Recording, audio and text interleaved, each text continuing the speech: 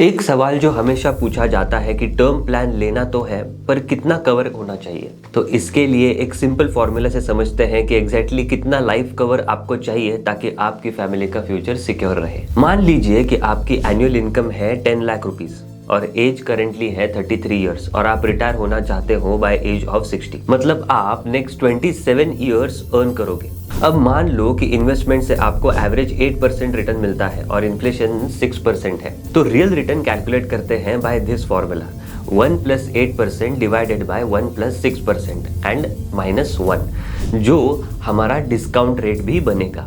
अब इस कैलकुलेशन का आंसर आता है 1.89%।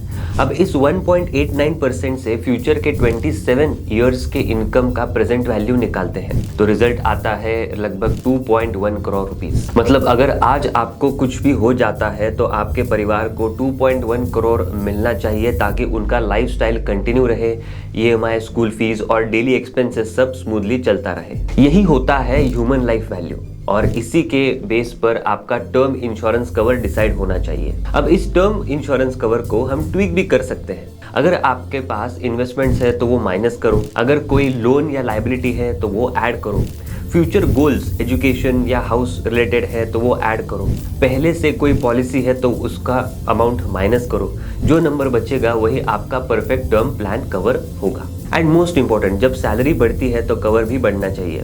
हर 2 से 3 साल में टर्म प्लान रिव्यू करो ताकि आपका प्रोटेक्शन हमेशा आपकी अर्निंग के लेवल पर हो। याद रखो, टर्म प्लान कोई एक्सपेंस नहीं है, ये एक इनकम रिप्लेसमेंट फंड है। स्टॉक से पैसा बनता है लेकिन टर्म प्लान से फैमिली का फ्यूचर बचता है। तो नेक्स्ट सैलरी हाइक के साथ एक और काम करो, टर्म कवर भी बढ़ा लो।